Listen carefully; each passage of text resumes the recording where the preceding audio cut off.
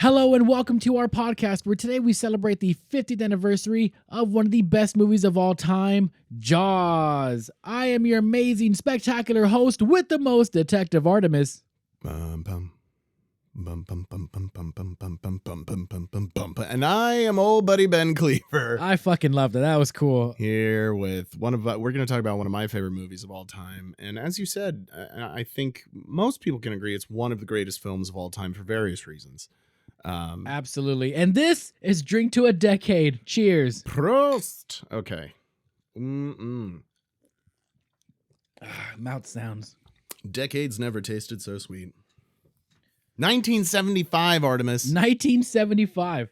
This was the invention of the blockbuster. Absolutely. It was supposed to come out during the Christmas time. Was it really? Yeah. I didn't know that. And they got pushed to, with all the delays and stuff, it ended up coming out in summer. And yeah, that's what. Well, it's also perfect because it takes place at 4th of July. This is a 4th of July movie. Yeah, it'd be really weird to like watch a movie about going to the beach in like a hot summer day and when fucking Christmas time is going around. Right. And but they do that sometimes. Like I think Batman Returns exactly. I was just about to say it's a Christmas movie, but it came out in I think June of 92. So yeah, it happens, but it's a pinnacle summer blockbuster because it's the original summer blockbuster. Like that just didn't happen before this. Absolutely. And you had movies releasing and people would go see them, but this is where it all started, the hype. And this is a huge blockbuster. This gets people's butts in seats in the theaters alongside with the air conditioning, of course. But yeah, and of course it's a monster movie, but you've got young Steven Spielberg. Like this is his first 27 years old huge foray into what would eventually become one of the greatest directorial careers of all time. Well, hang on. So shall we dive in? Yes. Just when you thought it was safe to go back in the podcast or something. Yeah. So early memories of Jaws. When do you remember watching this movie? Gosh, I remember a lot of times I'd see snippets of it on TV as a kid. And granted, this film, remember, this is 1975. This film was rated PG. Yes, and there's boobs. And there are boobs. And if you look real closely, there's bush. But there are definitely boobs. And but there were only 3 ratings in the MPAA rating system: G, PG, and R. G was everybody could see it. R was 17 and older, and PG just kind of took care of everything else. So that's how you got, all of this. You've got a lot of older movies from before 1984, basically, that are rated PG, and they got tits in them. They got violence in them. They got swear words in it. Like it's wild because now a PG movie is essentially what G used to be. Yeah. And G is, I don't even know if there's anything rated G anymore. Is there? I don't think so. I guess Disney movies, like... No, they're getting pretty raunchier now. Is Frozen rated G? I would imagine Frozen's rated G. It's not rated R? Frozen, where the 3 friends are stuck on the snow thing? No. And they get eaten by wolves? No, that's not that Frozen? Not that Frozen. Sorry. I'm talking about the musical from Walt Disney Pictures. Sorry, I let it go. Oh, well. Anyway, so, again, this movie rated PG... so technically, anybody could watch it with a little parental guidance.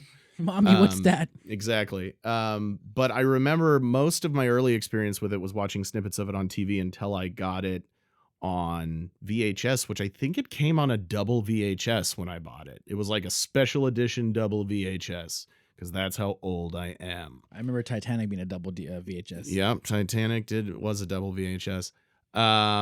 And one of those VHSs got a lot more use. Anyway, but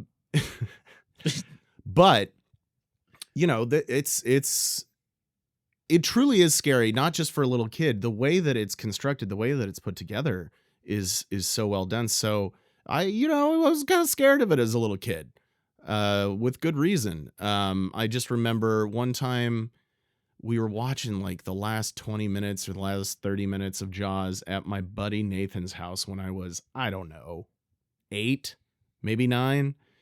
And it's the whole scene where the boat starts sinking and, all that. And I'm there with my buddy Nathan, both his parents and his two younger brothers that are like, one's a toddler and one's like 5. And we're all crowded around the TV watching Jaws. And it's the final scene. And Quint slides down the boat and gets bitten by Bruce the shark. And all the blood squirts out of his mouth. And I just remember Nathan's mom leaning over to his dad and going, honey, the younger. And the dad just went, oh, it's not real. I would have done the same thing. That was it. It's not real. And I, even at that age, like I could handle it at that point. But even then I was just like, I feel like the kid needs a little bit more reassurance than just, it's not real. You have Quinn screaming in the background. Yeah, don't worry, it's not real. And then you got their core trauma memory right there. Exactly. But I've always had and I'm a kid who grew up watching Shark Week on the Discovery Channel. Like I was obsessed with sharks. I used to say, as a tween, essentially, when I was 8 through 12, basically, I knew as much as anybody could know about sharks without having a degree in the subject. Where do you stand on baby shark and street sharks? Street sharks, absolutely amazing. I recently went to WonderCon and I saw some of the figures on sale where they had all the different collectibles, and they're doing a street sharks one now. That's cool. And it's like street shark. It's like a 14-inch tall, like super detailed. And I was just like, yes. I never watched the cartoon as a kid. I only had the toys because I think the toys came out first, and then like it was all part of the same package, but the toys came out before the cartoon started airing. And I had all the toys, and they of course interacted with my Teenage Mutant Ninja Turtles. Right. They were a little bigger, I think, in stature. You were doing the crossovers before they were. I was doing all the crossovers, baby. It was just like Ghostbusters, Battletoads, battling He-Man. with the Battletoads and Teenage Mutant Ninja Turtles and Street Sharks, and they were all teaming up to fight your own the Infinity Joker. game. Yeah, they were all teaming up to fight the Decepticons. Oh man, I pay to watch that. Right? Sorry. But anyway, so and then Baby Shark, like people liked it. I don't care. Like in 10 years from now, somebody's going to drop a remix of that in a nightclub and the whole place is going to go nuts because it's all going to be people who grew up with it as a 3-year-old. Yeah, my childhood. Well, anywho, yes, Jaws. So your earliest memories, that's a pretty fun one. I think for me, I was until like maybe a teenager till I saw it. And it was just on TV. And I obviously I knew about the movie. I didn't really care that much because I'm like, it's just, it's shark. It wasn't that great because I was already like watching more graphic and more horror stuff than Jaws. Yeah, so, you were watching Killer Clowns and all that kind of stuff. Friday 13th, zombie strippers, stuff like that. And zombie strippers. Hot. And so I watched, I'm like, holy shit, this movie it's great. And like it just pulls you in. And one of the cool things about that is it just, you don't see the shark until about like an hour in. At least. Yeah. And it builds on that suspense. And finally, when you get that big reveal, it's great. And it's also like a blueprint that other movies take, copy too. Oh, yeah. It was just premier story development from, again, a young Steven Spielberg who utilized that in different aspects throughout his career. You didn't see the dinosaurs. There wasn't a big dinosaur reveal in Jurassic Park until, I don't know, 30 minutes into the film when you see the Brachiosaurus such a cool scene. And, and the thing that I love about this, because I'm on a podcast called The Con Guy, and 5 years ago we did a bunch of shows. It was during the pandemic, of course. It was 2020. Yeah. And so we were doing all online stuff, but we did a huge series of shows for the 45th anniversary of Jaws. Okay. And we interviewed Carl Gottlieb. We interviewed Joe Alves. Joe Alves. That's how you pronounce his name. And to talk to these guys, it's hilarious because they're like, oh, yeah, we were just a bunch of kids out there in Martha's Vineyard shooting a movie, Martha's Vineyard. Joe Alves, who was one of the prop guys, he designed Bruce the Shark, helped build it and all that kind of stuff. He is hilarious because he's like one of these old blue collar. Yeah, he got his signature up there on my Jaws poster here in my office. That is so cool. Where you've been kind enough to come bring the show to me, if you will. Yeah, I come a lot. Wow. Anyway, so But it was this whole thing of like, it was funded and it was, permitted or whatever, but it still was like the 1970s, like guerrilla filmmaking type of thing. And, Joe Alves was telling us like, yeah, members of the crew, they'd take teeth out of the Bruce shark and take them to the bars to try to impress women, like. Did it work? I don't know. It would work on me. Here's a shark tooth, baby. Oh, okay. Well, here are my pants. Anyway, I like how you're hitting on an old 1920s broadcaster. Here are my pants. Take me alive, say. Yeah, an old gangster, a bootlegger. Anyway, so and then just the special effects, and you hear all this stuff. Joe Alves actually talked about this when we interviewed him, because he's like, people say the shark wasn't working and that's why we didn't show it for the first hour of the movie. The shark had its problems, but that's not why we didn't show it for the first half of the movie. That was on purpose that they didn't show the shark for the first hour or whatever of the film. The shark did have problems operating because it was a bunch of guys that they're like, oh, we're shooting a movie about a shark, we have to build a robot shark. How the fuck do you do that? Like they had to come up with it. There was a special effects industry, so to speak, but this is pre-ILM, which became the standard. But, this was just a bunch of guys with maybe engineering degrees, and art degrees trying to put together a robot shark that could operate underwater, which I suspect is not an easy task. No, not at all. And yeah, you're right. It was done by, I guess, designed to not show the shark until like an hour later, because the shots they did have the shark, they looked terrible. And this is one of those movies that was saved in the editing room. When so many great films were a saved lot in of the us edit. A lot of us forget to, give praise to the unsung heroes that are editors. So yes, this was an I forget her name, but she was she's the one who made the decision to sort of create the suspense and not really show the shark, but show like the underwater, which would now be iconic POV shots. Right. And like, people reacting to the shark as it's happening. And, the beginning actress who was like kind of getting pulled in the shark by Jaws or whatever. Yeah. They don't show him, but you feel it and you get that sense of dread. So that was, it was absolutely saved by her in the editing room. Yeah. And honestly, what's interesting is, for so many decades and still to this day, she won an Oscar, by the way, for that. So exactly. So many of the great editors in Hollywood and editors of the greatest films that are women. Marcia Lucas saved Star Wars in the edit. And she got the Oscar and her husband didn't. Exactly. But again, like not just these two, it's so many of the greatest films over the decades maybe weren't saved in the edit, but were edited tremendously and wonderfully and skillfully by women who, as we know, have not had that kind of a presence on the front end, like director, writer, et cetera, but editing is such an important, like everybody says you make your movie 3 times, once when you write it, once when you film it, and once when you edit it. It's 3 different films throughout that process. So that is the final process before it hits the screen. And I just wanted to acknowledge that so many of those great editors are women and they don't get as much attention as they deserve. I absolutely 100% agree. And her name is, Verna Fields. Verna Fields. I couldn't let it go without giving her proper credit. I appreciate that. Thank you, intern. Yes, of course. Our non-existent intern. So yes, it was one of those movies that were saved in the editing room. We mentioned Star Wars.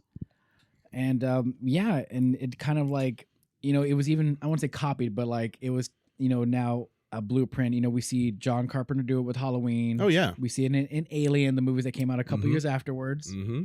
And, it's great. Like, and it just a little piece of how it contributed to the art of cinema and film as a whole. Right. Asshole. Okay. Anyway. So yeah, and that's one of my things. And of course, Jaws is one of my favorites, and I love it. And like I mentioned, my program, the Con Guy did a whole series on it 5 years ago, and we're planning on doing more 50th anniversary stuff this year. But you couldn't beat Carl Gottlieb, one of the screenwriters, Joe Alves, special effects guru. And you know, they're older guys now, and this was all over Zoom, which was such a blessing, you know, kind of. It was obviously COVID was a horrible time, but we were able to, because of the way that everything was set up with everybody was just doing stuff on Zoom or video calls, we got that opportunity to do these interviews, which we otherwise would not have really had the opportunity to do, because before that, you couldn't really get these guys for an interview. But once you said, hey, you can just log into your computer and talk from your home office or living room. And just at least wear a shirt. Yeah. And you don't even have to wear pants. You can be low-hanging fruit all you want as long as you're wearing a shirt. I'm doing it right now. Yeah, I've been meaning to talk to you about that. But anyway, so, and then, you know, Carl Gottlieb, obviously he plays one of the city officials, not the mayor. He might've been the mayor. I don't remember, but he's one of the city officials when they get on the little barge, when they're taking the car across, and who's telling them, you know, we can't shut down the beach and blah, blah, blah. So what are some of your favorite moments from Jaws, sir? There's a lot of really iconic moments. Of course, when you have the initial attack at the beach, not the initial attack, the opening attack is the initial attack with Chrissy, I believe is the character's name. Yes. And fun fact, yes, thank you. Carl Gottlieb was Meadows in he was one of the town officials. Yes. But also one of the screenwriters. And along with Peter Benchley, I want to make sure I mention from the novel, which, as many of you know, was a novel. Jaws was a novel first. However, it was optioned for movie rights, I want to say before it was released as a book. Like, they knew it was coming down the pike and they optioned it for movie rights even before it got officially released. Which of course was inspired by stories of the Jersey Killer, which was a shark that swam upriver. The early 1919s. Yeah, in the 19-teens, I believe. Somewhere around there. Between the aughts and the 20s, somewhere around there. Which killed several people. Of course, you can see that in some of the scenes, like when Jaws swims up the outlet delta thing and attacks the boat, and with Roy Scheider's character's son on one of the boats, of course. And that's when you start getting a couple of views of the shark underwater. You see like the mouth coming up and all that kind of stuff. But the opening scene, of course, iconic. The scene with the little boy getting killed on beach day for the whole community, which is basically the sheriff's whole scene of, you fucked around and found out. Right. Or I told you so. And when you see the kid, was his name Alex or whatever, when he dies. Alex Kittner. There we go. When you see him die, you're like, oh, fuck, you know, anyone can die now. Right. So when you see towards the end where like the sheriff's kids are about to get killed, like, oh, crap, they can probably actually die because we already just saw a kid die. So, you know. So that can happen. Yeah. And this isn't a prequel. We don't know who survives. So that there's also...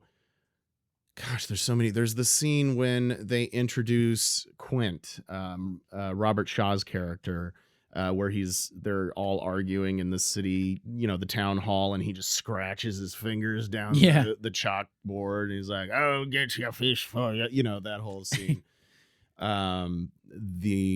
There's the scene when you could ask me. No, like, my favorite scenes are. No, I don't want to. Right. I want to keep talking about my favorite scenes. When Richard Dreyfuss dives into the water to explore the that shit was boat, cool. That is a fun scene. It was pretty creepy. You know what? To be fair, I'll throw it over to you, Artemis. Oh, thank you. What are some of your favorite scenes? So, not only from like a visual sense, but from a practical sense, the iconic dolly zoom. When, you know, we're like the oh shit zoom on the beach. Yes, exactly. And where it's coming in closer to Roy Scheider's face, but the background is going out, and it's a combination of zooming in and like zooming in and pulling the camera out, or vice versa. Zooming in, pulling out. I'm no stranger to that. Could you just stop it? I can't. I'm sorry. No, but yeah, you can't. You have a condition. I do. I have excessive chronicle boners. Chronicle? I meant to say Chronic. No, you said Chronicle. It's a good movie. Anyway. So yes, the dolly zoom is great. Made famous by Alfred Hitchcock, but also Steven Spielberg helped really elevate it. And also the part where they're cutting open what they thought was the real shark, but Right. they're like, no, this ain't it. Let me cut him open. So they get Richard Dreyfuss' character, the shark expert. They Right. cut him open. And you see the 007 license plate and stuff. Yeah. I thought that was a pretty rad scene too. Well, and that was a whole thing that Steven Spielberg had a thing for James Bond, and Just like all of us. Exactly. But he always wanted to do a James Bond movie, and that's actually how he ended up doing Indiana Jones. That's right, which we touched on in a previous episode. But yeah, that was the whole thing of where like George Lucas came up to Steven. He's like, "What are you doing?" "Well, I want to shoot a James Bond." He's like, "I got something better than James Bond." But you also see this in other of Steven Spielberg's films, or crossover, because I think is it in Moonraker? It's one of the Richard Moore Bond films. When he's typing into some sort of a keypad, it plays the tune from Close Encounters of the Third Kind. Oh, okay. And so there was this little tit for tat kind of back and forth, tongue-in-cheek winks between the James Bond franchise and Steven Spielberg films. Well, I sure do love tits and tongue. Yeah. Anyway, so where were we? Sorry. I got the 007 distracted. license plate. Yes. But no Kintner boy in the stomach of that poor animal. Yeah. So just a lot of great moments. And obviously at the end where you mentioned where Gwen gets eaten by Bruce, and then that whole sequence, because it's more than a scene. It's like a series of scenes. Right. Which is a sequence, right? I'm talking to an Sure. actor. I want to make sure I'm using the right, terminology. You're on top of it. Fantastic. And as an actor, from the actor's point of view, his Quint's monologue about USS USS Indianapolis. Wasn't that like all that was a real thing, right? The USS Indianapolis was a real thing. No, but he's telling a story where they were they were all kind of being eaten by sharks. Yeah.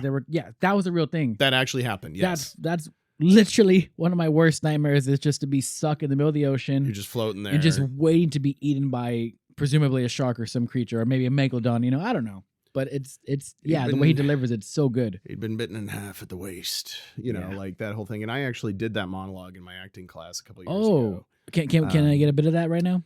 Oh man, come on! I don't know if I still have it all memorized, but what does he say? How does it open? He was young, Chief, far younger than Mr. Hooper here. That whole thing. Yeah. We were young. We just finished delivering the bomb to Hiroshima. We were on our way back. Little did we know our mission had been so secret, no distress signal had been sent.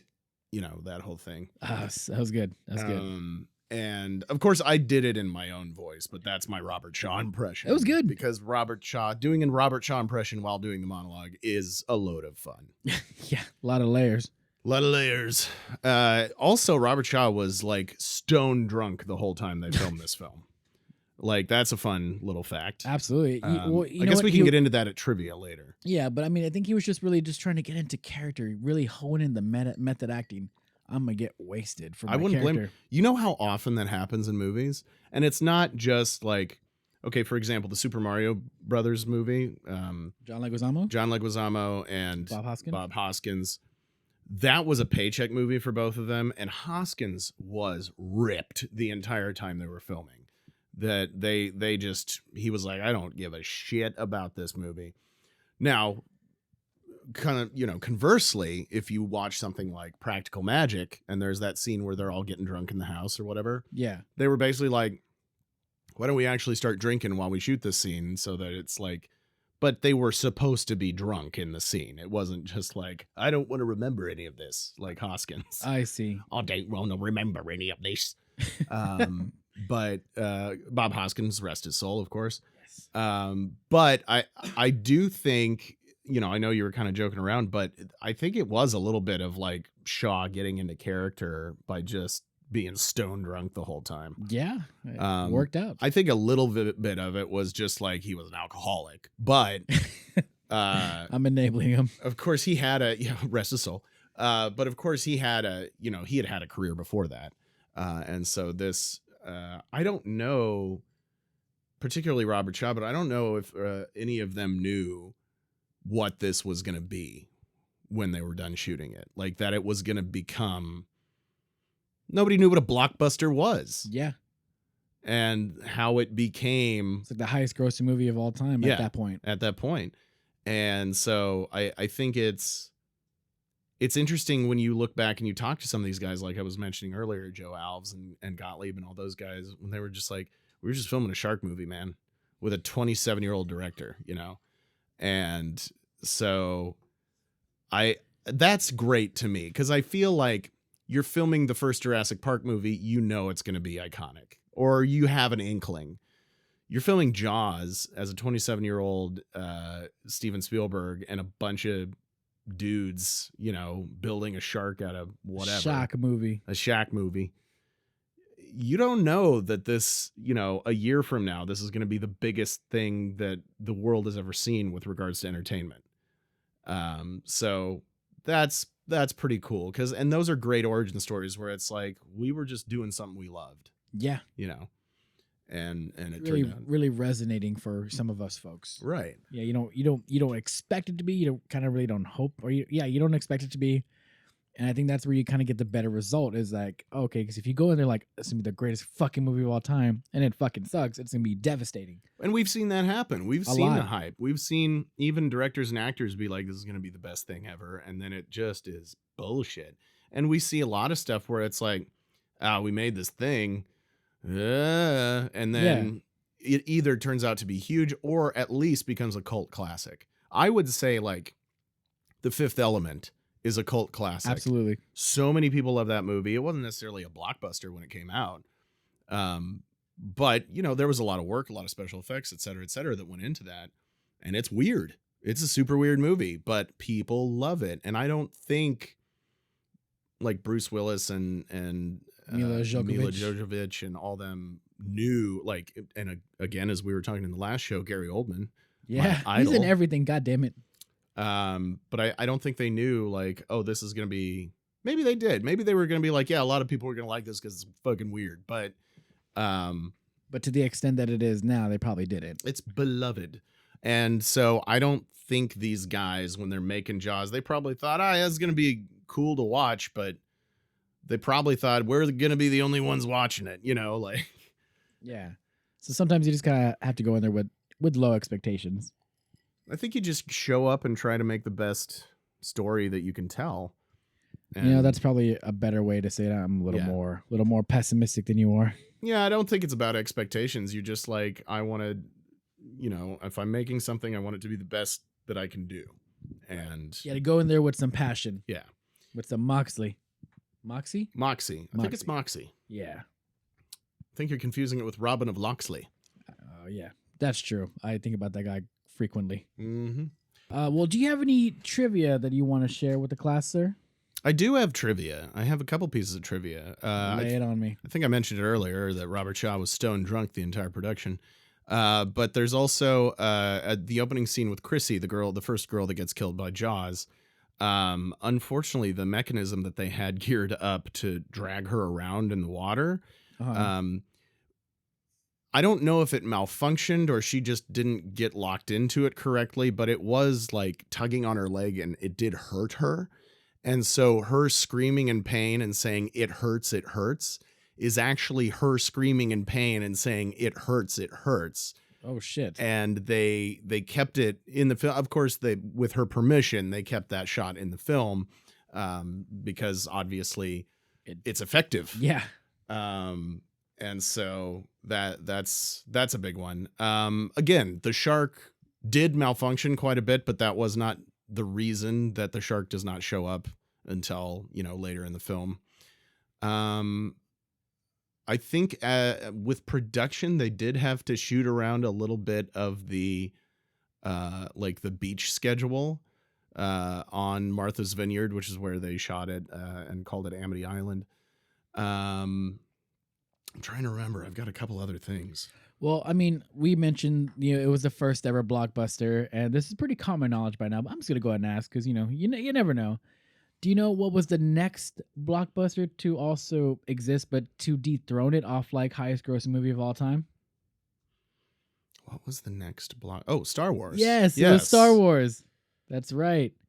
So yes, of course. So Jaws started a blockbuster thing, and then I think Star Wars really just sort of solidified it as an actual annual thing. All right. And we didn't even touch down what we have in previous episodes, but John Williams won an Oscar with 2 fucking notes. 2 notes. 2 notes. The first time that he presented that, I can't remember if it was to Spielberg or one of the producers, but he was like, "Oh, what?" He's like, "I've written the theme." And they're like, "Okay, what is it?" And he goes up to the piano and he just goes, "Bum, bum." And they were like, "Is this a joke?" Like, they were like, "Are you serious?" And he's like, No, just wait. Let him cook. Let him cook. And it's such a iconic Absolutely song, Academy Award, 1975, nominated for Best Picture, won Best Original Score, won Best Film Editing for Verna Fields, won Best Sound. Yeah. Also won Best Original Music BAFTA.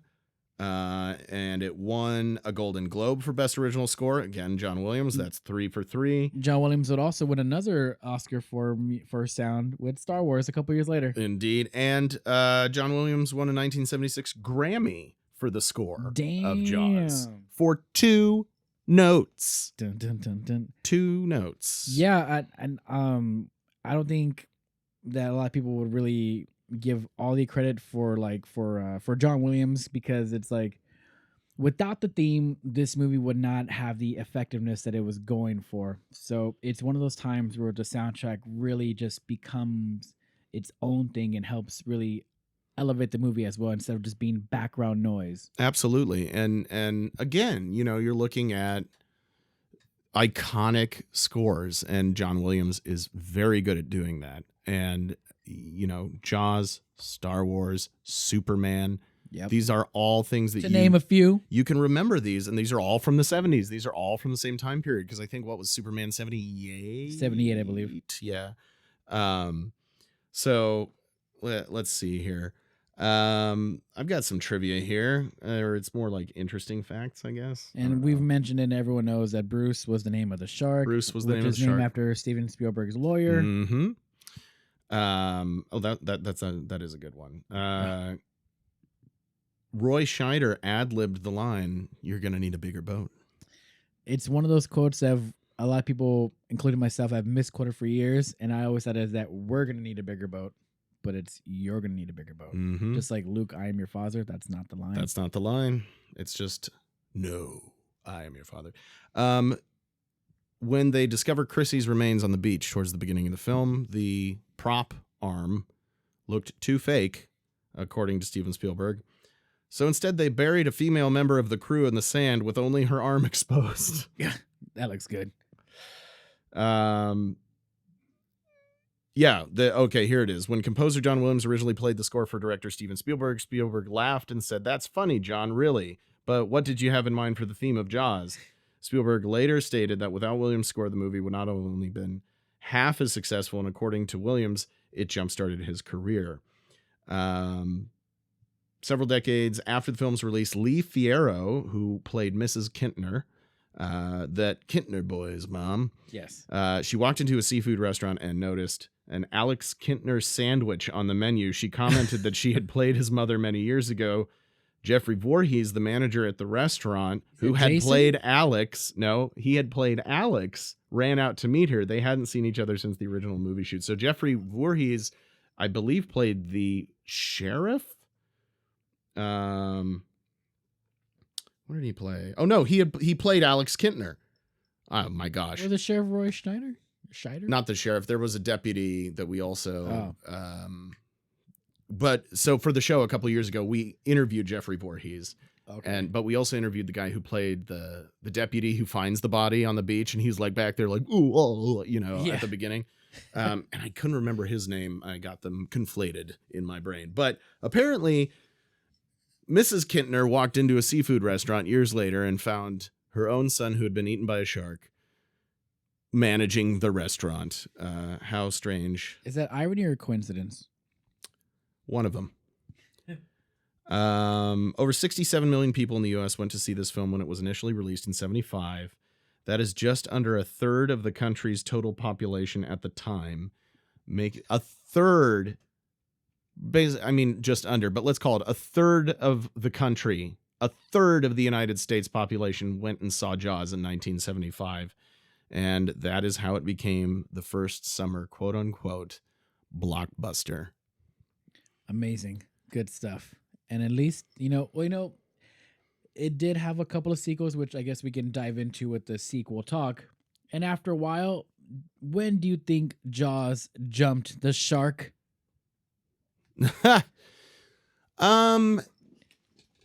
That's funny because that's a term referring to fucking Fonzie, Happy Days. Who I actually met the other day. It was pretty cool. Oh, did you really? Yeah. Oh, that's awesome. Was he nice? I He's suspect very he nice. is. I've He's a heard very nice good man. things. I was tempted to be like, hey, can I get a picture? My favorite joke with Henry Winkler doesn't even involve Henry Winkler. It's because he played the principal in Scream. And so then when they did Scary Movie, the principal was played by the guy who played Squiggy on Laverne and Shirley. Oh, and he was called Principal Squiggy or Squigman or something like that. But that was like, that's a deep cut. I didn't even get that. That you have to like, oh, this was a character from Happy Days, and Happy Days and Laverne and Shirley kind of take place in the same universe-ish. Yeah. And so you had Principal Squiggy in Scary Movie. That just cracks me up because it is such a deep cut. I had no idea. But anyway, so back to jumping the shark. Yes. So with Jaws, you had Jaws 2 where you did have Roy Scheider reprise his role. And that one, it isn't bad, but none of the other Jaws movies capture what the original had. And at that point they just became monster movies, whereas the great quote unquote monster movies, particularly from Steven Spielberg, where I look at them as like Jaws and Jurassic Park, they're not about the monster. They're about people dealing with a situation. And that's the interesting part. That's the part that makes it, relatable. If you're just getting chased by monsters, that's fun, but it doesn't make it a great film. No real substance to it. Yeah. And the substance is the character journey of the people dealing with a situation. So Jaws is about this community, first of all, the frustration of the classic, oh, the scientist is telling you you should do this. And you're like, no, but money. Yeah. Keep it open. And so I think that's why it's like Jaws 2, Jaws 3D, Jaws the Revenge. I like Jaws 3D. I like Jaws 3D too, but it's not as impactful of a film. It's not cinema, they're all monster movies. It's cinema, S-E-A-N-I-M-A. That's stupid. Anyway, I love you, mean Artemis. to me. You shut up. You shut up right now. I'm not mean to you. What? Anyway, so, but yeah, at Jaws 2, it started to just become a monster movie. It's like, oh, let's make another movie with a shark. That's what people like, right? That's why everybody went and saw this. In a sense, sure, but it's the reason people kept seeing it is because of the story, the human aspect. And it's not, Jaws 2 is not bad. Jaws 3D is essentially Jaws invades SeaWorld, basically. Yeah, in 3D. And the shots, there are only a few shots that are specifically made for 3D, and they're awful. They're great. They're absolutely awful, especially if you're just watching it on TV. It's so awkward too. Because it's just like this flat image of a shark, not even moving. It's just moving closer to camera. But I guess if you're wearing 3D glasses in the theater, it would have looked crazy. Yeah. But I think wasn't Leah what's her name who played Lorraine in Back to the Future? Leah Thompson. I think she's in Jaws 3D, or was she in Jaws 4? She was in one of them. Maybe 4. I don't know.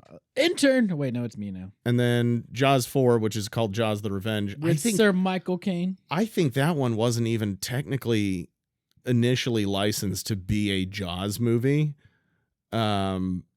but they made it and they made it to be a Jaws movie, but it wasn't connected to Universal. And then eventually I think Universal bought it, but I could be way off on that. I could be just. You're right. Leah Thompson was in Jaws 3D. There you go. I like Jaws 3D because there's the whole aspect of like they've got the underwater tunnels and all that kind of stuff. And, the dolphins are freaking out and all that. I think that's a fun kind of almost like a sci-fi Jaws movie, if you will. But again, the story of them all is just big shark come eat people. And yes, if you boil it down, the original Jaws is that. But the thing that makes it interesting is the personal journeys of everybody involved. And that's the same with Jurassic Park. It's not just dinosaurs eat people, even though that's a really cool part of it. Yeah. But the interesting part is the people dealing with the situation. Yeah, reacting to it. Now, do you think Jaws should be remade? I think the easy answer is absolutely not. But in essence, it's continuously being remade. Like there's 10 new shark movies every year. I guess that's true. We got The Meg. The Meg is the biggest one, but I get on Hulu and Shudder and Paramount and all the streaming apps, and there's always some indie flick of people. Oh no, we're stuck out in there's one. What did I say? It was something Beneath the Water or something like that. It was actually a decent movie. It's about 47 meters. Well, there's 47 that meters. One's great. That 47 meters is really good. I've heard the sequel to that is not good. It was all right. But there's another one about this group of girls that they go out for an engagement party or a wedding in, some island nation. The Reef. There's a bunch The Reef is good, but this one came out more recently. This one came out last year in 24. But they end up like their boat sinks and they just have to be huddled in life preservers, like the 6 of them in the water with sharks or a shark, swimming around. And that one was actually pretty good. I can't remember. There's the one with Blake Lively too, which was, that's The Shallow. I think it's The Shallows. The Shallows, yeah. That one was good too. That one's good. I think this one was called Under the Surface, the one with the girls floating in the young women floating in the life preservers. I think filmmakers want to pay their homage and they want to leave their own interpretation, their own lasting mark. And some of them are great at it. Some of them aren't. What was the other one? There was one I watched recently where these people are in a plane crash and the plane crashes into the ocean and only like 10 people at the back of the plane survive. They're in an air pocket of an airplane underwater and there's sharks swimming around outside and they have to figure out how they're going to get back to the surface. And that one, gosh, what was that one called? Well, going back to other shark movies, since we're not really talking about sequels, but the lasting impression that Jaws has had. We got Deep Blue Sea. I totally forgot about that one. Love Deep Blue Sea. So good. Open Water. Open Water. Oh my goodness. Based off a true story. Yeah, that's wild. No Way Up is the name of the movie with the crashed airplane under the water. And, I will literally watch any shark movie. Even Sharknado? Even Sharknado. I don't care. I like it more if the sharks are under the water. Sharknado is a little too wild and out there for my taste, but I'll watch it. There's one, and I want to say it's from a Middle Eastern filmmaker that did one where they're exploring a shipwreck. But you can see the influence that Jaws has had on filmmaking. At this point, we're just going to keep naming shark movies. And I'm okay with that. Yeah, I just got to look this up. Oh, it's called Mako. And it is Arabic. And it's about this team of I don't know if they're archaeologists or they're scientists going to explore this shipwreck. And there's a bunch of Deep Blue Sea, oversized Mako sharks with thirst for human blood. Of course. But no Sam Jackson, though. No Sam Jackson, unfortunately. I don't think he speaks Arabic. But of course, I'm cool with watching foreign films. I'm fine with reading dialogue on the bottom of the screen. Some people aren't. I mean, I read captions anyway, so. Yeah, we're of the millennial generation. We put the captions on regardless. So there's that, and I think Under the Surface was the other one. That one, I'd recommend those. Reef, Open Water, The Shallows, Mako, Deep Blue Sea, of course. Something in the Water. That's the name of it. Something in the Water, which is just a great. Which one is this? You said the one that was the one with the young women floating in a huddle in the open ocean with a shark stalking them. That was called Something in the Water, which is, I feel like you could have come up with a more creative title, but it's also possible that it could have been titled in a different language and then translated. That one's in English, but I think it might have been an English as a second language writer. But the film is actually very good, and the acting in it is really good too. And that one is more about people dealing with a situation. Like the shark is very secondary to that story. But anyway. So, do you think Jaws has aged well? Absolutely. And I think not just because, like, sure, you could look at it and compare it to the best special effects that we've ever had in film, which are no longer happening, by the way. Real quick tangent, special effects kind of peaked in the 90s because we were just discovering CGI and its abilities, and there was still this effort, if I may, put into it, and time, and the blending between CGI and practical effects. And the problem is, as with most industries, as time went on, they just wanted stuff cheaper and faster, essentially. And it's the old adage, you can have something cheap, fast, or good. You can only have it two of those three things. It can never be all three. And so we've been getting a lot of cheap, fast CGI over the last, 15, 20 years in the majority of movies. There's some that still put in the effort, but the reason the CGI in the 1993 film Jurassic Park still looks so good is because they put in the time to make it look good, and they took they thought about the scenes that they wanted the CGI to be in. There's not a lot in direct sunlight. There's a couple, but a lot of them are in the dark or inside where the lights are off or in the rain or whatever. And that's how they created such an effect to make it all seamlessly blend together. Whereas nowadays you go see a movie and everything is CGI. Yeah. It's all CGI. Even the location or the setting. Yeah. And it doesn't look as good. And there's a whole diatribe on that out in the internet zeitgeist of why don't special effects look that good anymore? Shouldn't they look better now? So you look through that lens and say, okay, well, this shark, it's a practical effect, which of course is awesome, but it doesn't necessarily look like a real shark. And no, but it does kind of look like a giant mutant shark, which is kind of what it's supposed to be. Yeah. And honestly, for a fish, it doesn't look terrible. And they do cut in some actual footage of like real great white sharks. Yeah, when they're in the shark cage. Yeah. So, barring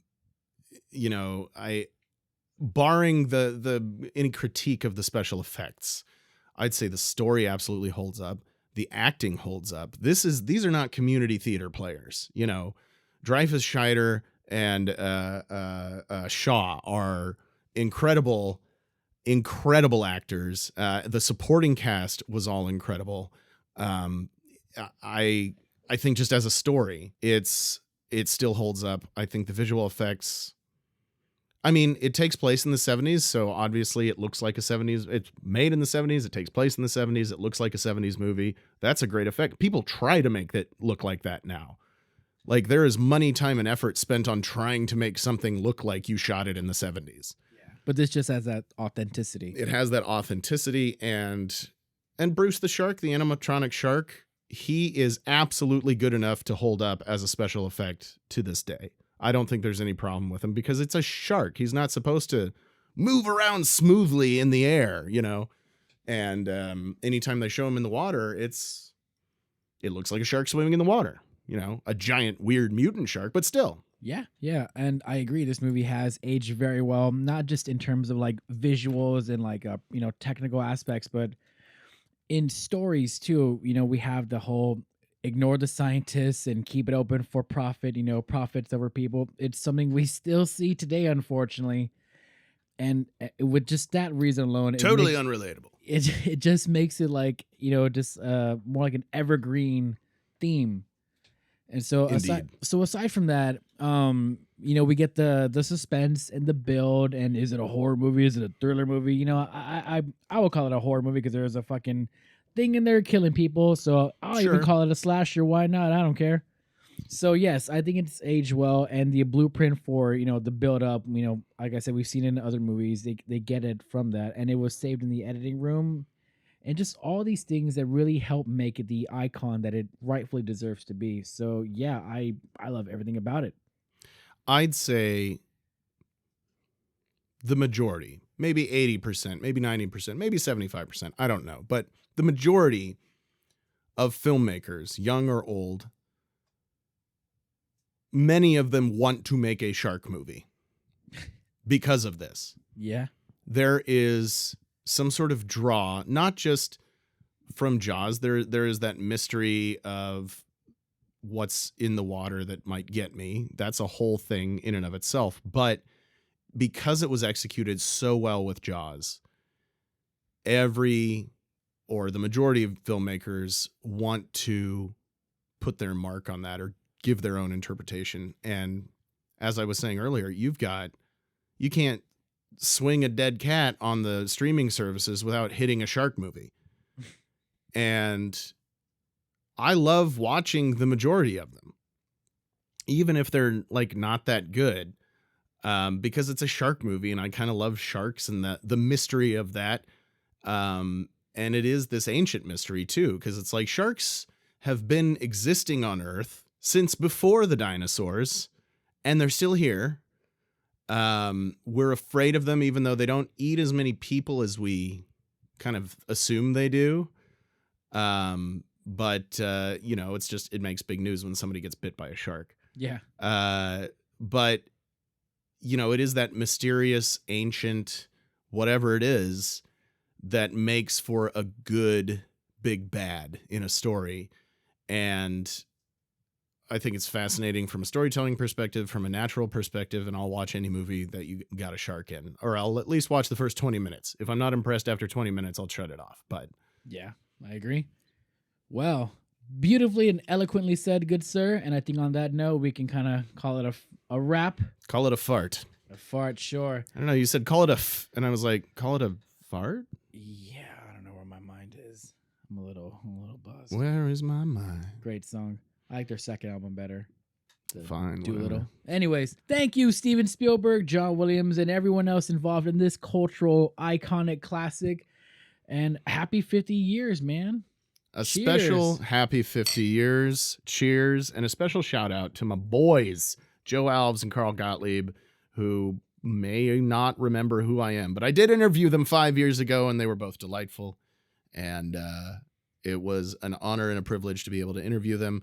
You can go over and check that out at theconguy.com or at our YouTube page. Just search The Con Guy. Friend of Drink to a Decade and the Movie Melee Network. Wow. Are you done there, sir? Nope. Okay. Just kidding. Thanks for listening, folks. No. That is not the ending. Oh, yeah. But if you're going to be plugging stuff, I'm going to be butt plugging stuff too. Please butt plug all right, the way. Well, you can also find me on my new music career on Spotify, Apple Music, all that good stuff. You will find me as Idle Snail. It's some pretty cool, some alternative pop punk 90s music. So if you're into that thing, give it a listen. I am Idle Snail. But for this time, I am Detective Artemis. And my name is Old Buddy Ben Cleaver. And definitely go check out the Idle Snail album. It's called Self-Help. It's going to be dropping soon. It's probably already out by the time you listen to this podcast. But it is, like he said, it's like dope alt 90s pop punk style, and it's a lot of fun. Check it out on all your streaming services. And Artemis, thank you so much for having me on the show. Thank you, man. Always a pleasure. And remember, we drink and we watch things.